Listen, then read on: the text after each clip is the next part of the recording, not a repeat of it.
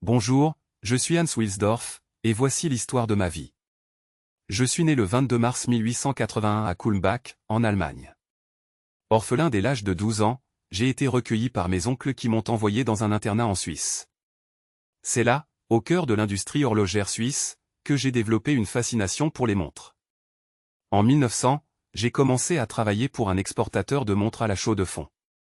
Ce poste m'a permis d'acquérir une connaissance approfondie de l'industrie horlogère et de ses exigences en matière de précision et de fiabilité. 3 ans plus tard, je me suis installé à Londres et j'ai fondé la société Wilsdorf et Davis avec mon beau-frère Alfred Davis. Nous importions des mouvements de montres suisses que nous montions dans des boîtiers britanniques de haute qualité. En 1908, j'ai enregistré la marque Rolex, un nom court et facile à prononcer dans toutes les langues.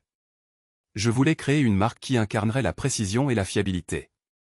Dès le début, j'ai fait certifier nos montres par des observatoires de chronométrie, établissant ainsi la réputation de Rolex pour sa précision inégalée.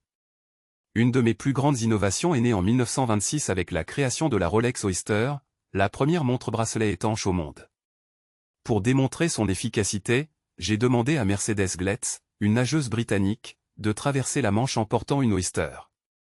Après plus de 10 heures dans l'eau, la montre fonctionnait toujours parfaitement, prouvant ainsi notre engagement envers l'innovation et la qualité. En 1931, nous avons introduit le mouvement à rotor perpétuel, une technologie révolutionnaire qui permettait à la montre de se remonter automatiquement grâce au mouvement du poignet. Cette invention a non seulement amélioré la praticité des montres, mais a aussi solidifié notre position de leader dans l'industrie. La crise économique des années 1930 et la Seconde Guerre mondiale ont posé des défis considérables. Pendant la guerre, nous avons fourni des montres aux officiers britanniques et alliés, renforçant encore notre réputation de robustesse et de fiabilité. Après la guerre, nous avons continué à innover et à établir des partenariats avec des explorateurs, des plongeurs et des athlètes. Dans les années 1950, nous avons lancé des modèles emblématiques comme la Rolex Submarinée, la première montre de plongée étanche jusqu'à 100 mètres, et la Rolex Day Date, la première montre-bracelet à afficher la date et le jour de la semaine en toutes lettres. Ces innovations ont renforcé notre position sur le marché et notre réputation d'excellence. Ma philosophie a toujours été de ne jamais compromettre la qualité. J'ai veillé à ce que chaque montre Rolex soit un chef-d'œuvre de précision et de fiabilité.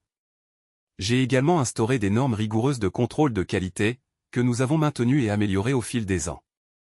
En 1945, j'ai créé la Fondation Hans Wilsdorf, une organisation caritative destinée à soutenir diverses causes sociales et humanitaires. J'ai légué la majorité de mes actions Rolex à cette fondation, garantissant ainsi que l'entreprise resterait indépendante et continuerait à prospérer après ma mort. Mon engagement envers l'innovation et la qualité a permis à Rolex de devenir l'une des marques les plus emblématiques et respectées au monde. Jusqu'à ma mort en 1960, j'ai dirigé Rolex avec une vision claire et une passion inébranlable pour l'excellence horlogère. Aujourd'hui, Rolex continue de prospérer, portant fièrement mon héritage. Chaque montre Rolex est le résultat d'un savoir-faire exceptionnel et d'un engagement envers la perfection, une véritable incarnation de ma vision et de ma passion pour l'horlogerie. Je suis Hans Wilsdorf, et voici l'histoire de ma vie, une vie dédiée à la quête de la perfection horlogère.